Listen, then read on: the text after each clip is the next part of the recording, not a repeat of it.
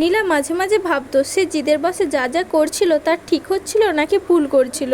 নিজেরই আবার নিজেকে বোঝাতো, এই বলে যে অনেক মেয়ে তো আরও বেশি করে, আর শ্রাবণ যা করছে তার সাথে এর থেকে ভালো ব্যবহার আর করা উচিতও না। সে সব কিছুতে বেশি বাড়াবাড়ি করে, বেশি অধিকার দেখায়, এবং সে তো শ্রাবণকে বলেই দিয়েছে যে তাকে আর ভালো লাগে না। নীলা একদিন শ্রাবণকে কল দিয়ে বুঝিয়ে বলল, দেখো তোমার এত বাধা নিষেধ এর মধ্যে আমি থাকতে পারবো না। আমার এসব ভালো লাগে না, আমি আমার মতো চলতে চাই, তুমি তোমার মতো থাকো। এটা শুনে শ্রাবণ আরও বেশি হতাশ হয়ে গেল। এসব শোনার জন্য কখনো প্রস্তুত ছিল না সে, কিন্তু 1 বছর যেতে না যেতে তাকে সব শুনতে হচ্ছিল। সে কখনো ভাবেনি নীলা এভাবে তাকে অবহেলা করবে, যে নীলা একটু কিছু হলেই কেঁদে দিত তাকে হারানোর ভয়, আর সে নীলাই তাকে চলে যেতে বলছে। এসব ভাবতে ভাবতে তার চোখ বেয়ে অশ্রু ঝরত অঝরে।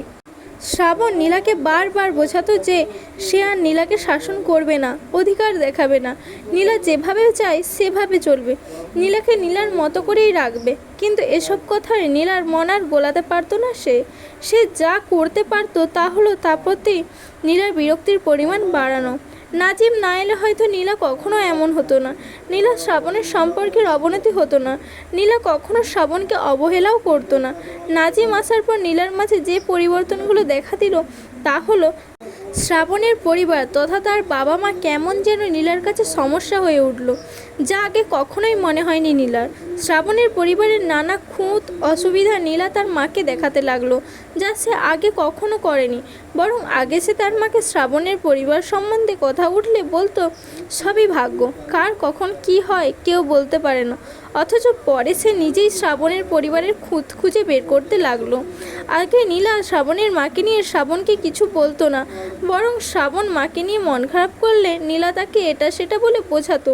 অথচ নাজিম আসার পর সে শ্রাবণকে তার মা সম্বন্ধে অনেক কিছু বলতে লাগলো, যার সব কিছুই ছিল শ্রাবণের জন্য কষ্টকর। এমনকি খুব বেশি রেগে গেল সে শ্রাবণের মাকে গালিও দিত। নীলা যখন শ্রাবণের মাকে গালি দিত, শ্রাবণ তখন বিপরীত প্রান্ত হতে উত্তর দেওয়ার মতো কোনো ভাষা খুঁজে পেত না। সে শুধুই কাঁদতো আর ভাবতো যে মাকে তার বাবা ছাড়া কিছু বলার সাহস এবং কোনো প্রকার সুযোগ কেউ কখনো পায়নি।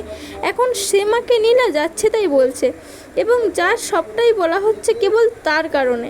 শ্রাবণ নীলার মা এবং ঝুমুরকে তার মাকে গালি দেওয়া সহ সব কিছু বলল।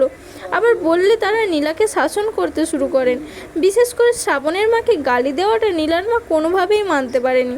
উনার মতে শ্রাবণের মাকে গালি দেওয়া আর ওনাকে গালি দেওয়া একই কথা, আর দোষ করলে শ্রাবণ করেছে, কিন্তু তার জন্য তার মাকে কেন গালি দিবে। এই নিয়ে একদিন মেয়েকে একটা থাপ্পড় দিলেন তিনি, এবং নীলার থেকে ফোন কেড়ে নিয়ে গেলেন। শত ঝগড়া করলেও নীলার সাথে প্রতিদিন কথা বলার চেষ্টা করতো শ্রাবণ। গালির মাধ্যমে হলেও অন্তত আগে নীলার কণ্ঠটা শুনতে পেত মাঝে মাঝে, কিন্তু সেটিও কমে গেল দিন দিন। এতে সে আগের থেকেও বেশি কষ্ট পেতে লাগলো। নীলাকে ছাড়া যেন তার দিনও যায় না। সে যখনই কল দিত তখন নীলার মা ধরতো। মেয়ের নামে অভিযোগ শুনতে শুনতে তিনিও বিরক্ত হয়ে উঠতে শুরু করলেন। মা, বোন এবং শ্রাবণ, এই তিনজনের নানা কথায় নীলা খুব অতিষ্ঠ হয়ে গেল। তাই সে শ্রাবণকে কল দিয়ে কান্না করে বলল, আমাকে কি একটু শান্তিতে থাকতে দেবে না? তোমার কারণে আজ আমার মা আমাকে মারলো। বড় হওয়ার পর কখনো মা আমাকে একটু বকাও দেয়নি, অথচ আজ আমাকে মারলো এবং কত কিছু বলল। কি দোষ ছিল আমার? তোমার সাথে সম্পর্ক করেছি, এটাই কি আমার দোষ? প্লিজ আমাকে মুক্তি দাও, আমি আর নিতে পারছি না। একদিকে তুমি, অন্যদিকে এখন মা বোন শুরু করেছে। তুমি কি চাও আমি মরে যাই? এভাবে বেঁচে থাকা যায় না শ্রাবণ, এটাকে বাঁচা বলে না। আমি একটু বাঁচতে চাই, একটু নিঃশ্বাস নিতে চাই নিজের মতো করে। প্লিজ আমাকে একটু বাঁচতে দাও। এসব বলার পর শ্রাবণ কিছু বলল না নীলাকে। সে খেয়াল করল নীলা একটু অসুস্থ, গলা ধরে আসছিল বারবার। সে শুধু এটাই বলল, আচ্ছা ঠিক আছে, তুমি ভালো থেকো, আমি আর জ্বালাবো না তোমাকে। আন্টিকে ফোনটা দাও, আমি একটু আন্টির সাথে কথা বলি। নীলা তার মাকে ফোন দিলে শ্রাবণ ওনাকে বলল, থাক আন্টি। নীলাকে আর কিছু বললেন না। ও ভালো থাকুক, আমার ভাগ্যটাই খারাপ, কী আর করব। অপর পাশ থেকে নীলার মা বলল, তুমি এত চিন্তা করো না, নীলা বললেই সব হবে নাকি? যার তার সাথে কথা বললে তো আর আমরা মেনে নেব না। তুমি একটু ধৈর্য ধরো, সব ঠিক হয়ে যাবে। তাকে কল দিও না কিছুদিন, দেখবে সে নিজেই তোমাকে কল দেবে। আন্টি, নীলার কি হয়েছে? সে মনে হয় একটু অসুস্থ। ওর কথা বলো না, মরে যাক তাও ভালো। ছি ছি আন্টি, কী যে বলেন। নীলা ভালো থাকুক সব সময়, মরবে তো আমাদের মতো মানুষরা। না বাবা, আর আমি ওর হয়ে মাপ চাচ্ছি। ও তোমার মাকে অনেক বলেছে, তুমি তাকে তার মতো করে গালি দিও, তাহলে সে বুঝবে। না না আন্টি, কী যে বলেন, আপনি আমার মায়ের মতো। আসলে হঠাৎ করে ও এভাবে পরিবর্তন হয়ে যাবে ভাবিনি। আগে কখনো এমন করতো না। আপনি একটু ভাইয়াটার সাথে কথা বলেন। আচ্ছা, আমি বলে দেখব। সে তো আগে এমন ছিল না, তার রাগ বেশি। রাগ কমলে আবার হয়তো ঠিক হয়ে যাবে। যাক, তুমি চিন্তা করো না, আর ঠিকমতো খাওয়া দাওয়া করো। আসলে কি বলবো, তুমি আমার ছেলের মতো। তোমার জন্য আমার নিজেরই অনেক খারাপ লাগে। তোমার মাকে বাজে কথা বলেছে, এ নিয়ে ঝুমুর নীলাকে অনেক কিছু বলেছে। সে লজ্জায় তোমার সাথে কথা বলে না। কার টাকা পয়সা দিয়ে কি করব আমরা? সে অনেক আগ থেকে তোমার সাথে কথা বলে, তোমাকে আমাদের সাথে পরিচয় করিয়ে দিয়েছে, তোমার অনেক প্রশংসাও করেছে। তার মনে অন্য কিছু থাকলে তো এসব করতো না। এখনও আমি যদি জিজ্ঞেস করি তোমার কথা, সে এখনও তোমার অনেক সুনাম করে, কিন্তু সে তোমার সাথে এমন কেন করছে সেটা বুঝতে পারছি না। তবে তুমি ভেবো না, সে ঠিক হয়ে যাবে, একটু সময় দাও। ঝুমুরও আমাকে সেদিন কথা বলল, কিছুদিন কল দিও না তাকে, দেখো কি হয়। সব কথা শুনে শ্রাবণ বলল, আচ্ছা ঠিক আছে আন্টি, তবে আমি আপনাকে কল দেব। আপনি নীলার খোঁজ খবর দেবেন আমাকে। আসলে আপনি তো সব জানেন, সে আর মা ছাড়া আমার তো আর কেউ নেই। মা অবশ্য থেকেও নেই। নীলাকে একটু বোঝাবেন, আমি আর অধিকার দেখাবো না। শ্রাবণের গলাটা ভারী হয়ে এলো কান্নায়। নীলার মা তখন ওপাশ থেকে বলল, তুমি কি কান্না করছো? না আন্টি। আচ্ছা, তুমি ভেবো না, নীলা আবার আগের মতো হবে। একটু ধৈর্য ধরো। আচ্ছা আন্টি। কথা বলেই ফোন রেখে দিল শ্রাবণ। সে আর কান্না আটকে রাখতে পারছিল না। নীলাকে ছাড়া তার যেন সময়ই যায় না। তবুও সে নিজেকে নিজে বোঝালো, নীলাকে কিছুদিন কল দিবে না, তাহলে হয়তো নীলা তার শূন্যতা অনুভব করবে।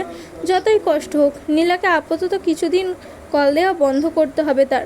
মনে মনে নিজেকে স্থির করলো শ্রাবণ। কষ্টগুলো একা একা আর চেপে রাখতে পারছিল না সে, তাই মায়ের কাছে গিয়ে সব খুলে বলল, তার এবং নীলার সব কথা। শুধু বাদ দিয়েছিল ওনাকে গালি দেওয়ার কথা। সব শুনে শ্রাবণের মা প্রথমত দোষ দিলেন শ্রাবণের উপর, শেষত নীলার। নিজের ছেলের দোষ দিলেন এ কারণে যে অতিরিক্ত অধিকার দেখানো তার উচিত হয়নি। উনি বলেন, অতিরিক্ত যে কোনো জিনিস বিপরীত ফলাফলের জন্ম নেয়।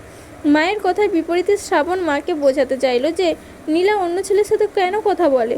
তখন মা তাকে পাল্টা প্রশ্ন করলো, তোমার কোনো মেয়ে বন্ধুদের সাথে তুমি কি কোনো প্রকার কথা বলো না? বলি তো। তাহলে সে বললে সমস্যা কোথায় ছিল? কথা বলা তো আর দোষের কিছু না, তারা তো খারাপ কিছু করছে না। এই জিনিসটা তোমার বেশি করা হয়েছে, তাই সে জিদ করে আরও বেশি কথা বলছে এখন। শোনো বাবা, মেয়েরা হচ্ছে একটু অন্য ধরনের। মাথায় একবার যা ঢুকে তা সহজে বের হয় না। বিরক্ত থেকে ওই ছেলেটার সাথে কথা বলতে বলতে এখন হয়তো একটু ভালো লাগা ওর অভ্যাসে পরিণত হচ্ছে। আর যদি একবার অভ্যাসে পরিণত হয়, তবে তুমি আর তা দূর করতে পারবে না, যতই ভালো লাগা থাকুক তোমাদের মাঝে। অভ্যাস আর ভালোবাসা সাধারণত একমুখী হয়, তবে যদি দুমুখী হয় তবে তখন বেশিরভাগ ক্ষেত্রে অভ্যাসের জয় হয়। আমি কি তাহলে তার অভ্যাস ছিলাম না? ছিলে হয়তোবা, হয়তোবা ছিলেও না। মানুষের মন সবসময় এক জায়গায় পড়ে থাকে না, মাঝে মাঝে বিকল্প খুঁজে। আর বিকল্প পেলে সে অতীতকে পায়ে ঠেলে দিতেও কুণ্ঠাবোধ করে না। এইটা সম্ভবত মানুষের সবচেয়ে খারাপ একটা দিক। তুমি যদি নীলার অভ্যাস এবং ভালো লাগা হয়ে থাকো, তবে সে ফিরে আসবে। তাকে কিছুদিন সময় দাও। মানুষ বেশি দিন তার অভ্যাসকে ছাড়া থাকতে পারে না। সে ঠিকই তার অভ্যাসের কাছে ফিরে আসে। মা আরও বললেন, নীলাকে আপাতত কল দিও না। আর তাকে এতবার কল দিলে সে তোমার শূন্যতা অনুভব করবে কিভাবে? মাঝে মধ্যে শূন্যতা বোঝার জন্য একটু আধটু দূরত্ব রাখতে হয়, এতে সত্যিকারের ভালোবাসা বোঝা যায়।